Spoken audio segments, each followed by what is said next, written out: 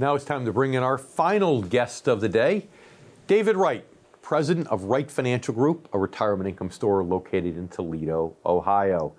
Dave, it's good to have a great friend of the income generation, myself, and Jeff Small on the show today. Thanks for being back with us. Dave, great to be back. So Dave, how do you explain the shift that's needed when people start to retire from growth to income? How do you make that transition? Well, a lot of people simply don't know what I'm even talking about. They know that for the last 30 or 40 years, they've been building their assets and kind of oblivious to what's happening in the market because they're basically buying in every week, every month out of their paycheck. But when they come to see me, either because of COVID or they're just getting older, they're ready to start utilizing their funds. And that's when they start realizing, maybe selling shares out of my portfolio is not the best solution moving forward. Something gut instinct tells a lot of them there needs to be some sort of a shift in how they take money from the account. And what the surprising thing is, Jeff, most of them don't realize there are investments, things that focus more on income than growth, in just growth in the stock market and taking your chances every day.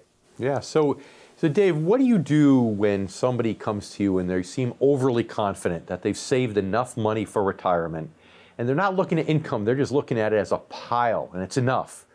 How do you get them to make that paradigm shift philosophically?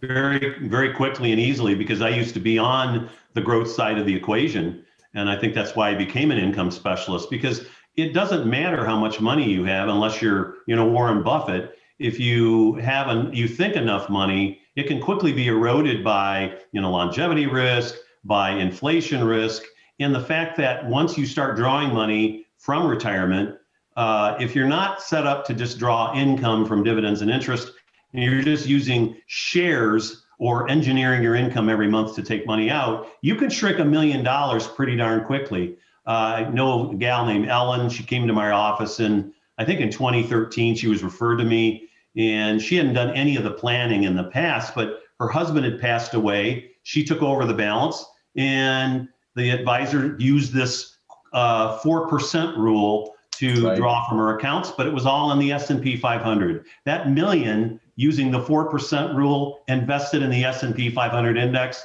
was under $500,000 in just 6 years by the time she got to me. So it's not hard to communicate why it's important to use your investments for income, have income sources, not anti-stock market, but I'm pro-income because I've seen it happen firsthand. Sure. And the only way to use the 4% rule for sure is to make sure you're getting a 4% interest or dividend yield. Dave, thanks so much for being back with us on the Income Generation. It's been fun as usual.